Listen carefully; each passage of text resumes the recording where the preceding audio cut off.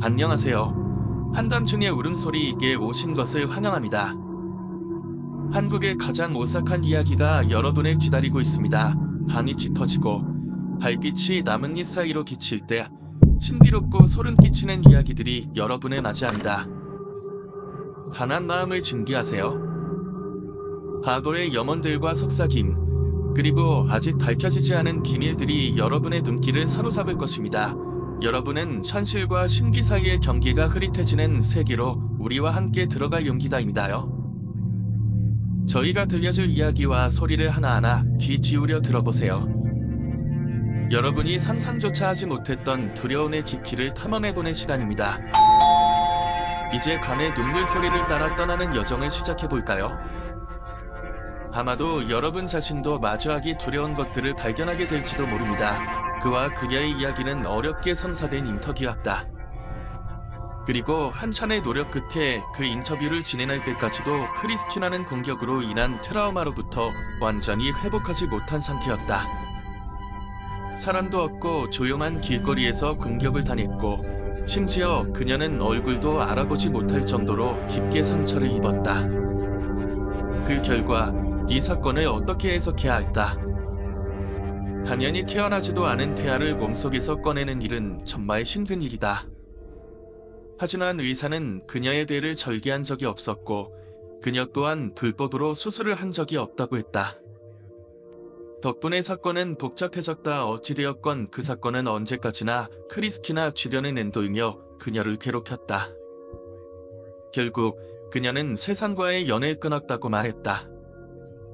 경찰 조사에 따르면 그녀의 진술 상당 부분이 현실적이었고 조사 도중 상담을 맡은 전문가의 의견에 따르면 이는 받아들이기 힘든 지역으로부터 자신을 보호하기 위한 담화기제로 보인다고 했다. 겸원에서 만난 그녀는 너무 불안정한 모습이었다. 내가 겸원에 도착하고 진정제를 맞은 크리스티나가 보인 모습은 소리 지르고 흐느끼며 같은 말을 반복하는 것뿐이었다. 그건 내 아이가 아니었어. 내가 얼마나 더 설명해야 돼? 전액 검사도 하고 확인해 보라고요. 그건 애초에 아기가 아니라고. 점차 그녀의 소리가 줄어들었고 이는 약의 효과를 보였다는 뜻이었다. 그 느낌이 줄어든 건 역시도 약효 덕분이겠지. 저런 식의 고통을 받는 건 정말 힘든 일이었다. 그녀의 눈빛 속에는 깊은 고통이 깔려 있었고 마음속에서 끊임없이 싸우고 있는 듯한 모습이 느껴졌다. 모든 것이 그녀에게 상처를 남기고 그녀는 그 상처와 싸워야만 했다. 시간이 지나면서 그녀가 점점 더 회복되기를 바라며 내가 그녀의 곁에서 힘이 되어 주고 싶었다. 모든 이에게 약물을 투여하는 건 아니지만 내가 보기에도 저건 그녀에게 꼭 필요해 보였다. 대체 왜 아무도 내 말을 안 믿어줘요?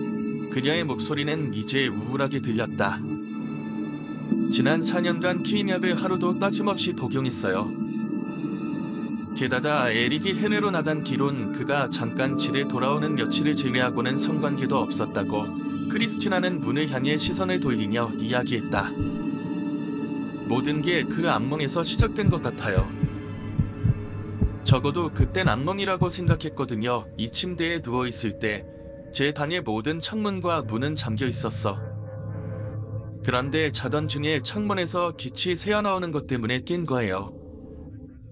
방에 암막 커튼이 쳐져 있었는데 그 암막도 뚫릴 정도로 너무 강한 빛이었어요. 전 바로 일어나서 침대 옆에 뒀던 핸드폰을 찾았어요. 자다 일어나서 놀라기도 했고 무서워서 경찰을 부르려고 했던 거죠. 그런데 핸드폰을 잡기도 전에 그 녹색 불빛이 바로 코앞까지 가까워진 거예요. 크리스티나는 점점 더 진전한 목소리로 말을 이어갔다. 그건 수직으로 된 2개의 선이었는데 하지만 그게 뭔지 미처 알기도 전에 그게 벌써 내 위에 올라왔어요. 그녀의 목소리는 떨리고 있었다. 차가운 몸이 날 누르는 게 느껴졌죠. 무언가 날카로운 끝부분이 제 대를 찌르는 것 같았어요. 그땐 정말 상상도 할 수 없이 너무 아팠어요. 그래서 제가 균형을 질렀더니 뭔가가 내 입을 짓눌렀다 해야 하나. 전 너무 무서웠지만 도저히 움직일 용기가 나지 않았어요. 이미 전사지가 다 억압된 상태였으니까요.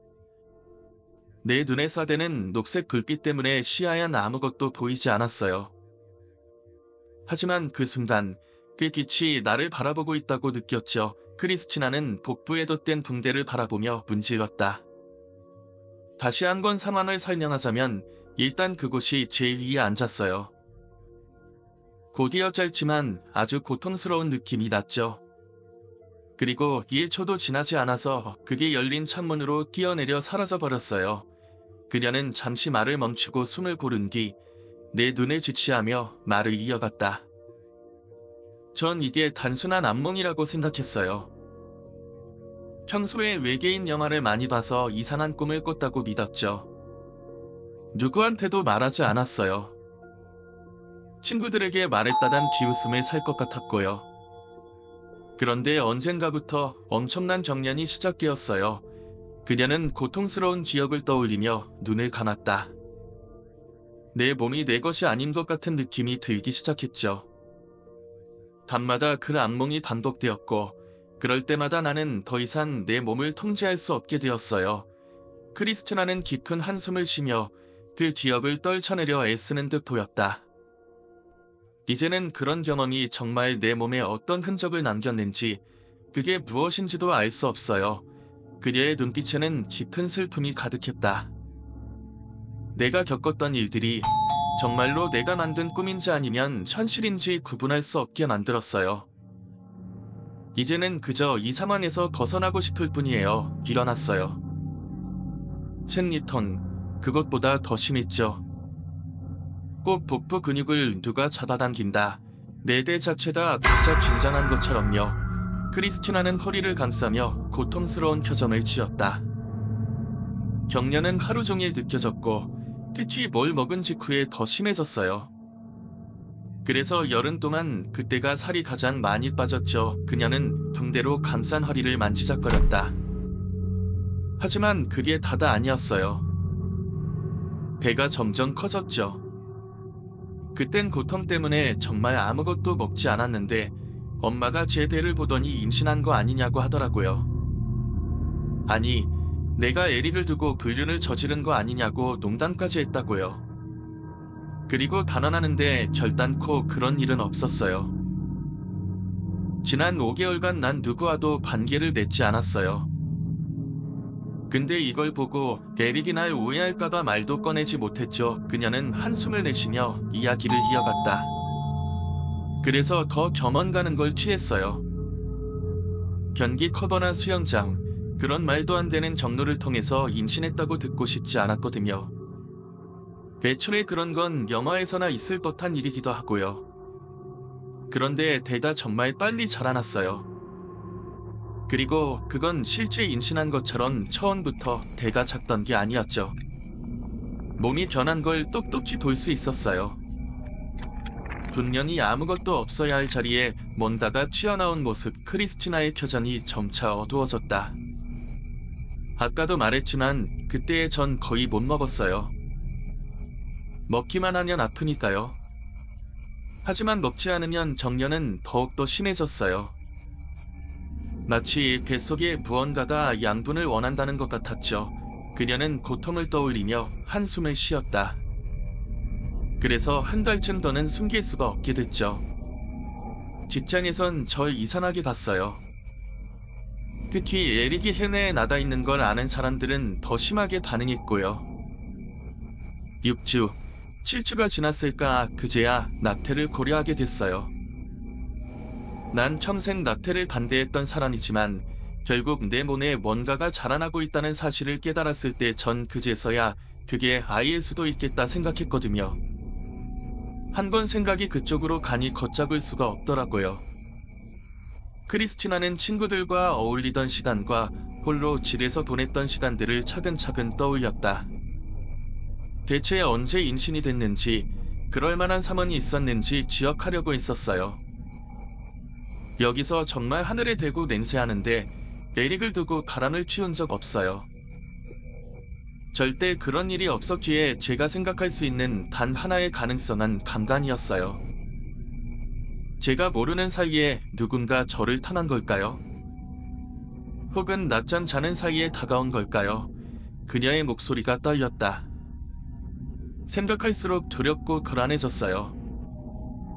누가 나를 그렇게 공격할 수 있었는지, 내 주변에는 믿을 수 있는 사람이 과연 있는 건지 의심스러웠어요. 이 모든 것이 마치 악몽처럼 느껴졌죠. 크리스티나는 두 손으로 얼굴을 감싸며 눈을 감았다. 내가 믿었던 사람들, 나를 사랑한다고 했던 사람들이 나를 이렇게 만들어버린 걸까?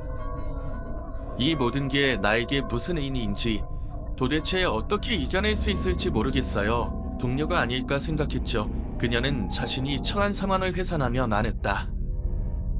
분명 그녀가 맞은 약물은 감각을 마비시킬 정도로 강했음에도 불구하고 나는 눈물을 보였다. 그때부턴 망상이 시달렸어요. 더는 누구도 믿지 않았죠.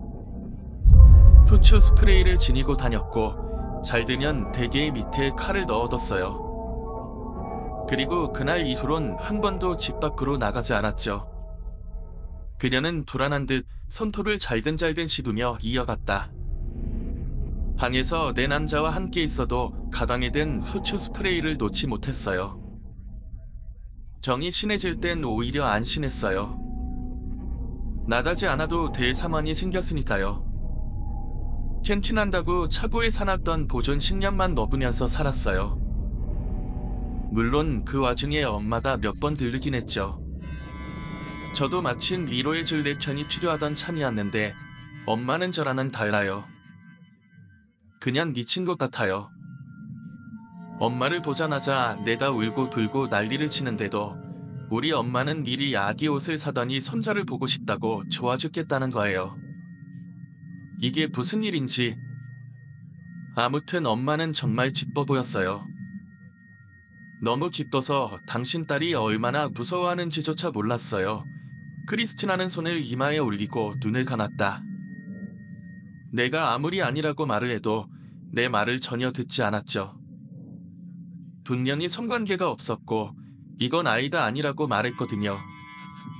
근데 엄마는 다 안다는 듯이 제 말을 귓등으로도 듣지 않아요. 마치 체념을 하듯 그렇게 말하는 그녀의 눈동자는 어딘가 모를 약간의 광기가 흐르는 듯했어요. 저번 주 첫 경련 이후 거의 4달 가까이 됐을 때 아침부터 엄청난 고통이 아파서 잠에서 깨어났어요. 하지만 엄마에게 전화했는데 뭐라는지 닿지도 않았어요. 그 순간 내 마음속에서 불안과 공포가 뒤엉켜 울부짖었죠. 이건 정말 현실인다. 왜 아무도 내 이야기를 믿지 않는 걸까? 크리스티나는 고통스러운 기억을 되새기며 자신의 마음속 깊은 곳에서 느끼는 외로움과 불안을 털어놓았다.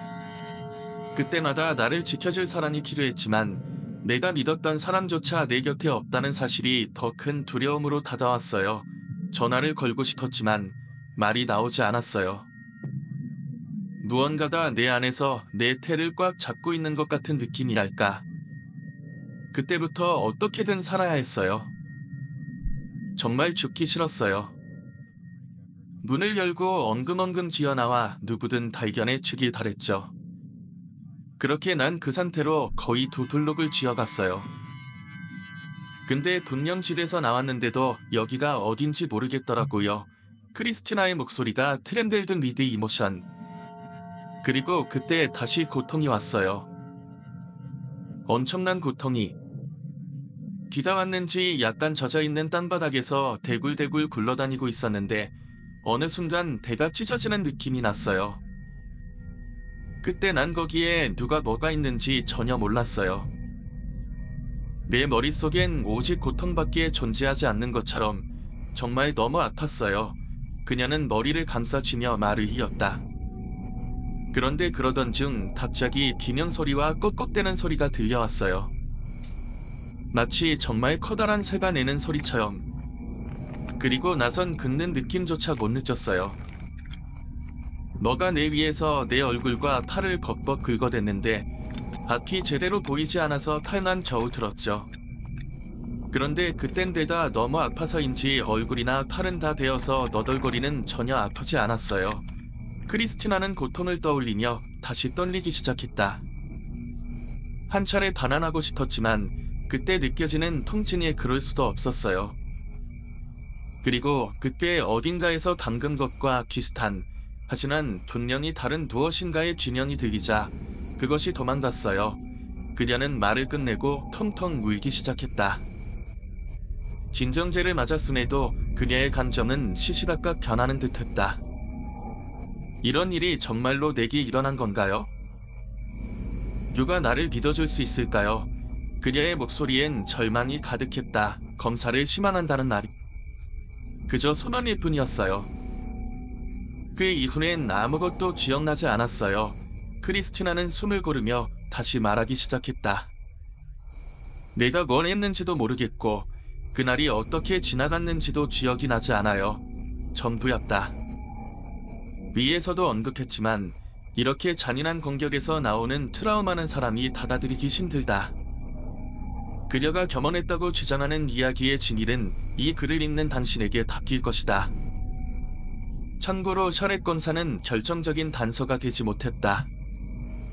계속되는 요청에 검사를 진행하였으나 그녀 체내에서 다른 DNA가 나오지 않았고 늘어난 피부와 호르몬 변화가 임신의 징후를 알려주었지만 이상하게도 그녀의 몸은 임신 중에 흔히 볼 수 있는 적응력을 보이지 않았다.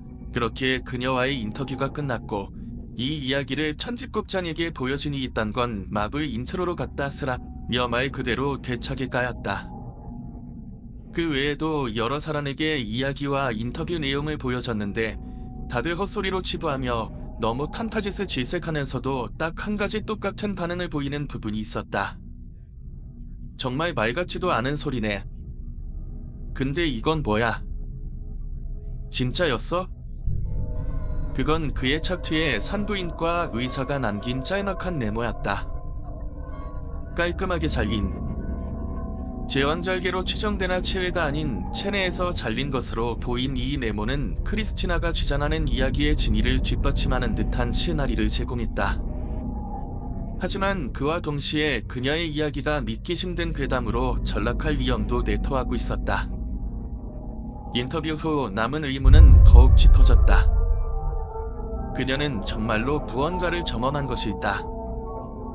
아니면 정신적 고통의 산물로 이 모든 것이 만들어진 허구일까? 이제 그 진실을 파헤치는 일은 나에게 달렸다. 그녀의 이야기를 신뢰할 것인지 아니면 그저 상상력의 산물로 치부할 것인지 그 선택은 독자의 몫이었고 그 선택의 무게는 결코 가벼운 것이 아니었다. 한밤중의 울음소리를 시청해주셔서 감사합니다. 오늘의 이야기가 여러분에게 스릴 넘치고 흥미로운 순간을 선사했기를 바랍니다. 한밤중의 울음소리 요를 시청해주셔서 감사합니다. 오늘의 이야기가 여러분에게 짜릿하고 흥미로운 시간을 선사했기를 바랍니다. 이 영상이 마음에 드셨다면 좋아요를 눌러주시고 친구들과 공유하여 함께 이 신비로운 세계를 탐험해보세요. 여러분의 소중한 의견도 기다립니다. 아래 댓글로 오늘 이야기의 감상이나 여러분의 무서운 경험을 나눠주세요. 채널을 구독하셔서 앞으로도 흥미로운 이야기들을 놓치지 마세요. 저희는 계속해서 매혹적이고 신비로운 이야기를 전해드릴 예정입니다. 다시 한번 감사드리며 다음 영상에서 뵙겠습니다.